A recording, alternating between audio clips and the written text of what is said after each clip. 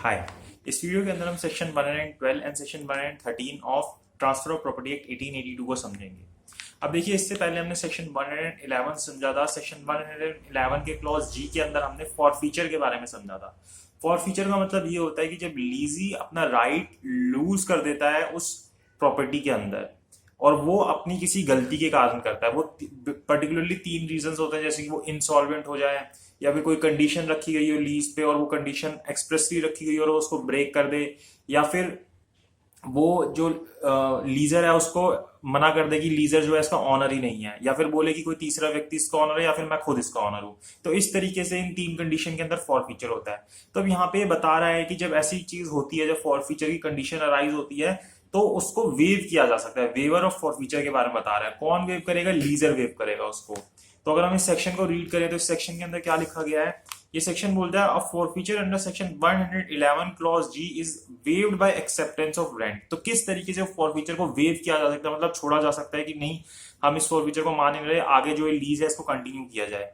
तो उसको कैसे किया जा सकता है कि अगर जो लीजर है वो उसके लिए जो उसका रेंट है उसको एक्सेप्ट कर ले, आगे का जो रेंट है विच has become due since the forfeiture, जो फॉरफीचर वाले दिन से अभी तक जो ड्यू हुआ है उसको वो एक्सेप्ट कर ले।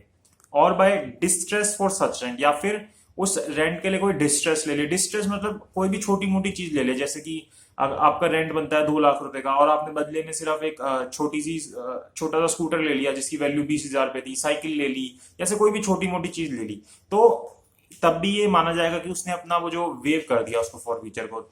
और by any other act on the part of the lessor, या फिर कोई भी चीज, कोई भी ऐसा एक्ट जो लीजर करता है उसके बेसिस से हमें पता चल जाता है कि उसने अपनी जो फॉरफीचर है उसको छोड़ दिया, वेव कर दिया। Showing an intention to treat the lease as subsisting, मतलब ऐसा एक्ट जिससे हमें पता चल रहा है कि जो लीजर है वो अपनी ये इंटेंशन शो कर रहा है कि वो उस लीज को आगे सब्सिस्ट करना चाहता है, मतलब आगे जारी रखना चाहता है। अब एक तरीके से देखा जाए तो ये जो सेक्शन है, सेक्शन 112, ये यूनिलैटरल है, मतलब एक तरफ है। यहाँ पे सारी बात कौन कर रहा है? जो लीजर है वो कर रहा है। अभी हम सेक्शन 113 को भी समझेंगे तो उसके अंदर हम देखेंगे कि वो म्यूचुअल होता है, दोनों तरफ वाली चीजें होती हैं उसके अंदर। तो अभी आगे इस सेक्शन के अंदर और क्या लिखा है? Provided that the lessor is aware that the forfeiture has been incurred. यहाँ पे ये जरूरी है कि जब वो उसको वेव कर रहा है तो उसको पता हो कि फॉरफीचर हो चुका है। अगर उसको पता ही नहीं था कि फॉरफीचर हो चुका है, उसके बाद वो रेंट एक्सेप्ट कर रहा है, तो फिर वो नहीं माना जाएगा कि उसने उस फॉरफीचर को वेव किया। यहाँ पे जरूरी है कि उसको पता हो कि वहां पे फॉरफीचर हो चुका है। और दूसरी कंडीशन यहाँ पे दूसरा प्रोविजियो बोलता है, provided also that where rent is accepted after the institution of a suit to eject the lease on the ground of forfeiture such acceptance is not a waiver. कि भाई अगर लीजर ने लीजी के ऊपर एक सूट डाल दिया इजेक्टमेंट का कि भाई उस प्रॉपर्टी को खाली करे, और वो किस बेसिस पे डाला था? फॉरफीचर के बेसिस पे डाला था, और उस सूट के दौरान वो कभी भी उस लीजी से रेंट एक्सेप्ट कर लेता है, तो उसको हम सेक्शन 112 का वेवर नहीं मानेंगे कि उसने फॉरफीचर को वेव कर दिया, ऐसा नहीं होगा। तो सेक्शन 112 के अंदर हमें इतना ही बताया गया। फिर उसके बाद हम सेक्शन 113 के ऊपर आते हैं। Section 113 waiver of notice to quit कहता है। जब हमने सेक्शन 111 पढ़ा था, उसका जो क्लॉज एच था जिसके अंदर नोटिस के बारे में बताया गया था कि एक नोटिस भेजा जाता है लीजर के द्वारा लीजी को उस लीज को एंड करने के लिए, तो वो नोटिस कब वेव हो जाता है वो यहाँ सेक्शन 113 में बताता है। ये बोलता है a notice given under section 111 clause H. अगर आपने सेक्शन 111 की वीडियो नहीं देखी तो इससे पहले वो देख लेना, उसके अंदर मैंने डिटेल के अंदर समझा रखा है कि सेक्शन 111 में क्या है। तो जब भी कोई नोटिस दिया जाता है सेक्शन 111 के सबसेक्शन एच के हिसाब से, क्लॉज एच के हिसाब से, इज वेव्ड, तो उसको वेव्ड मान लिया जाएगा विद एक्सप्रेस और implied consent of the person to whom it is given. कि अब वो किस तरीके से वेव किया जा सकता है, चाहे उसके लिए एक्सप्रेस या फिर इम्प्लाइड कंसेंट दी जाए, मतलब कि एक्सप्रेस मतलब कि डायरेक्टली बोला जाए, या फिर कुछ भी उसकी ऐसी हरकत है, कोई भी ऐसा कंडक्ट हो जिससे कि पता चल जाए कि वो उस नोटिस को वेव करना चाहता है।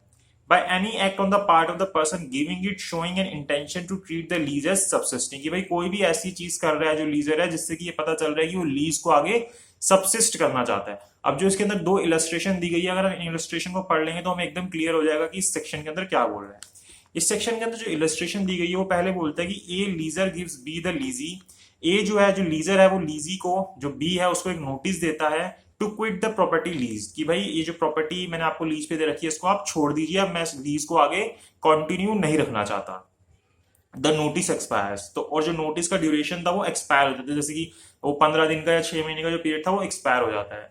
B tenders and A accepts. B tender करता है और ए उसको एक्सेप्ट कर लेता है। Rent which has become due in respect of the property, अब जो उसके रिस्पेक्ट में जो भी रेंट ड्यू बन रहा था, महीने का, 2 महीने का, जितने भी पीरियड का, उसको बी देता है और ए उसको एक्सेप्ट कर लेता है। Since the expiration of the notice is wave, जब भी वो नोटिस एक्सपायर हुआ था, मतलब जब भी उसका पीरियड खत्म हुआ था, उसके बाद बी जो है आके उसका रेंट पे कर देता है और ए उसको एक्सेप्ट कर लेता है। तो यहाँ पे मान लिया जाएगा कि ए ने जो उसको नोटिस भेजा था वो नोटिस उसने वेव कर दिया। वो चाहता ही नहीं था कि ये जो लीज है वो खत्म हो। वो आगे अभी इसके कंडक्ट से हमें पता चल रहा है, इसकी इंटेंशन हमें पता चल रही है कि वो इस लीज को सबसिस्ट करना चाहता है, आगे जारी रखना चाहता है।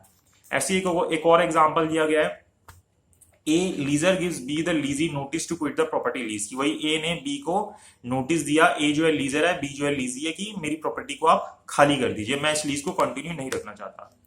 The notice expires and be remain in position, notice expire होता है और बी उसके बावजूद भी उस प्रॉपर्टी के ऊपर पोजीशन के ऊपर रहता है। A gives to B a lease a second notice to quit, अब ए क्या करता है, वो टाइम पीरियड खत्म हो गया उसके बाद उसको एक और नोटिस भेज देता है। तो यहाँ पे क्या होगा, जो पहला नोटिस भेजा गया था, जो उससे पहले नोटिस भेजा गया था, वो नोटिस क्या हो जाएगा, वेव्ड हो जाएगा, जिससे हमें पता चल जाएगा कि जो पिछले वाला नोटिस था वो उसने खत्म कर दिया, उसको वेव कर दिया। तो सेक्शन 113 के अंदर हमें इतना ही बताएगा। तो सेक्शन 112 और सेक्शन 113 हमने इस वीडियो के अंदर समझा, और आगे आने वाली वीडियो के अंदर हम सेक्शन 114 से आगे के सेक्शंस को समझेंगे।